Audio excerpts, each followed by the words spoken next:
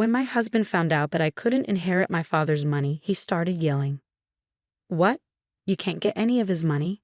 If that's the case, I don't want to be with you anymore. I want a divorce right now." After that, I got back at my husband and my sister, who married each other right away. My name is Chloe. I'm a 32-year-old office worker, and I've been married to my husband George for 2 years. I met George through a relative, and we got married. My family had some money, but since we were the only daughters, my relatives worried about who would take over. They introduced me to George, saying it would be fine for him to join our family. My husband George didn't officially join our family, but he started living with me at my parents' home. My mother passed away a few years ago, so it was just my father, my husband, and me living in my parents' house. My husband was very kind and treated my father well, so he seemed like a really good person. However, a relative who introduced him to me told me something worrying right before our marriage. I know it's strange for me to say this since I was the one who introduced George to you, but he's kind of obsessed with money, so be careful. I had already married him and was about to have a wedding ceremony, so it was too late to do anything about it. But I hadn't noticed any signs that he was obsessed with money, so I went ahead with the marriage. Even after getting married, I kept a close eye on my husband because of what I had heard. But I didn't see any signs of money obsession from him. However, he seemed to be interested in my father's money and would casually ask about it when he was having a drink with my father. My father was open about it, so I didn't worry too much. Another thing my husband was curious about was my younger sister. She is 5 years younger than me, and unlike me, who is calm, she is lively and outgoing with a vibrant social life filled with men. She doesn't look like me, and my husband was surprised when he first saw her. "Your sister has a completely different vibe from you, Chloe, doesn't she?" Seeing my husband fascinated by my beautiful sister, with her striking looks contrasting my plain and boring appearance, gave me mixed feelings. However, the relative who introduced me to George was worried that if I, being modest and plain-looking, couldn't get married, there would be no one to inherit after my family. I thought there was no need to worry because I had a beautiful sister. But later, I understood why that relative was worried. My father was very lenient with my sister, letting her go to college after high school and even to a vocational school after she graduated from college. My sister didn't have a particular goal. She just didn't want to work. On the other hand, my mother was strict with her, insisting she should get a job right after college. But my father overruled my mother and let her go to vocational school. After graduating from vocational school, my sister got a job at a company owned by a friend of my father's. But she quit after just 6 months. I was shocked by her excuse for quitting. I couldn't show my full potential at that company. My mother and I were puzzled by how my sister spoke as if she had already mastered her job after only 6 months. But my father believed her and quickly arranged for her to work at a different company. After a while at the new job, our mother fell ill and had to be hospitalized. While our mother was in the hospital, my sister visited every day, often skipping work. Eventually, she quit that job too, claiming she needed to take care of our mother. However, her idea of caregiving mostly involved being in the same room as our mother, chatting or spending most of her time staring at her smartphone in the waiting room. After our mother passed away, I took on the responsibility of managing her affairs, including picking up her laundry from the hospital and ensuring she had fresh clothes. Meanwhile, my sister wasn't much help. Our mother may have enjoyed having her around to chat with, but as her health declined over a month, she couldn't even hold conversations anymore. Within 2 weeks of her condition worsening, she passed away. Both my father and sister were too shocked to arrange the funeral, so I took charge of that. Thankfully, our relatives pitched in, and we gave our mother a proper farewell. Following our mother's death, my sister moved out of our parents' house and started working part-time. However, her earnings weren't enough to cover her rent and utilities, so our father began footing those bills. It seemed she was spending her money on fun rather than saving. Whenever her part-time income fell short, she turned to our father for financial support. Our mother used to be strict with her, so even when she started working, our father didn't give her an allowance. Now, though, he provides her with whatever she needs. I realized that both my father and sister were content with their financial arrangement, so I didn't see any issue. Even after I got married and moved in with my husband at my parents' place, my father continued giving my sister an allowance. At that time, I didn't notice, but it turns out my sister was also asking my husband for money. and he was giving it to her willingly. He couldn't refuse her and told her to keep it a secret from me, saying, "Don't tell Chloe about this, okay? She might get jealous." My sister lived off this allowance from our father and the money from my husband, doing part-time work when she felt like it. However, this lifestyle couldn't last because our father fell ill and had to be hospitalized. While I juggled visits to the hospital between work and caring for our father, my sister never showed up. Instead, she started calling me and demanding money. "Since I've been getting money from Dad every month, I need you to continue that. The rent and utility bills are all being paid from Dad's account anyway," she said angrily, revealing this information for the first time. I was furious with my sister. Instead of worrying about our hospitalized father, she was only concerned about her own finances. Despite wanting to hang up, I knew my sister was also in a tough spot, so I asked her how much money our father was giving her each month. "How much does Dad give you each month? You really need to find a job soon and start supporting yourself." In a grumpy tone, my sister replied, "Stop nagging me. I was getting $1,000 every month, not including rent." I was taken aback by my sister proudly stating the amount. It made me worry that with such a substantial monthly allowance, she might lose any motivation to work seriously. I assumed our father would recover soon after his hospitalization, so I didn't see it as a major issue to keep supporting my sister financially. However, our father's condition suddenly took a turn for the worse, and I urgently reached out to our relatives. The doctor also informed me of his critical condition, leaving me deeply shocked. I desperately needed support from my husband during this tough time, but he claimed to be busy with work and rarely visited the hospital. When he did come, he'd ask insensitive questions like, "Your father must have a huge inheritance, right? Since you and your sister are the only heirs, you'll split it evenly, won't you?"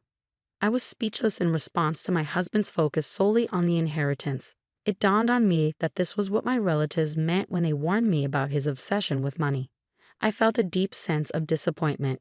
Even when I called my sister to tell her about our father's critical condition, she only cared about her own financial needs. "Forget about that. Just make sure you keep sending me money every month. I can't survive without it." The call ended abruptly. I was furious at my sister's selfish words, but I also felt uneasy hearing a faint male voice in the background that I recognized all too well. It gave me a sinking feeling. About a month later, our father passed away, but neither my sister nor my husband was present in his final moments. Having gone through my mother's funeral, I understood the weight of organizing such an event. To add to the burden, neither my husband nor my sister offered any help. My sister didn't even attend the funeral. My husband did show up, but as soon as it ended, he disappeared, citing work. Even the relative who introduced us noticed his absence and questioned me about it. "What's going on with your husband? It's odd for him to be missing like this, isn't it?" All I could manage was a bitter smile in response. "He seems tied up with work. He had to head back home," I explained to the relative, who sighed in response. Yet it was I who wanted to sigh just as much. After the whirlwind of my father's funeral settled, my husband approached me with a smirk on his face. "Finally done, huh? So how much did you inherit? Even if it's split between the two of you, it's gotta be a tidy sum, right?" As warned by my relative before our marriage, it seemed my husband's mind was preoccupied with thoughts of my father's inheritance. Disheartened by his attitude, I replied casually, "My sister gets $100 million and I get nothing." I hadn't even spoken to my lawyer yet, and with the funeral just behind me, I hadn't sorted out my own emotions. Seeing my husband so eagerly discussing the inheritance made me feel like laughing out loud in disbelief. Without missing a beat, my husband erupted. "What? You can't inherit any of his assets? In that case, I have no reason to stay with you. Let's get a divorce right away." Feeling similarly, I shot back, "Fine, let's do it. You married me for my father's inheritance in the first place, didn't you? I'll divorce you." As I said this, I handed him the divorce papers I had already prepared. He seemed a bit taken aback as I brought them out, almost as if he expected it, but he signed them nonetheless. Just before leaving, he uttered these words as my now ex-husband. "I'll divorce you since you have no inheritance and marry your sister Emily to get the $100 million. Despite that, I promptly filed the divorce papers, severing ties with my deceitful husband. The next day, it seemed he had already submitted a marriage certificate with my sister. A few days later, I received a call from him. Still believing his delusion, he shouted, "When are we starting the inheritance process? Get Emily her $100 million as soon as possible." I had been expecting his call.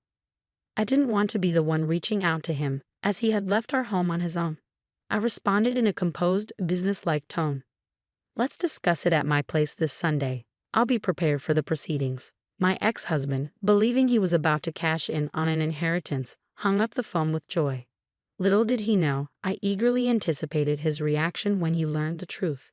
When the weekend arrived, both he and my sister came to my parents' house, surprised to find a lawyer waiting there. Nevertheless, my ex-husband seemed confident. "Of course you need a lawyer when there's an inheritance involved," he remarked. Then, with a puzzled expression, the lawyer addressed my ex-husband. "Before we discuss the inheritance, there's the matter of property division that your ex-wife has brought against you." The lawyer proceeded to show my ex-husband a series of photos, images capturing him leaving my sister's house on specific dates clearly marked. Addressing him firmly, the lawyer continued, "These photos serve as evidence of your affair prior to the finalization of the divorce. You will need to comply with the terms of the property division settlement." I had overheard my ex-husband discussing the inheritance on the phone with my sister, prompting me to instruct my lawyer to investigate his infidelity. Perhaps thinking I was preoccupied with my father's funeral, my ex-husband and sister had been meeting almost daily at her house, providing ample evidence for my case. Both were taken aback when the conversation shifted from inheritance to their affair. But my ex-husband quickly composed himself and countered, "Property division is nothing compared to the $100 million inheritance. I'll settle it immediately." As the lawyer presented the documents, my ex-husband, still speaking with arrogance, signed them without hesitation. Once confirmed, I calmly informed him, "Enjoy your life with my sister, who gets nothing from inheritance. Since you've signed, I'll ensure the property division is enforced."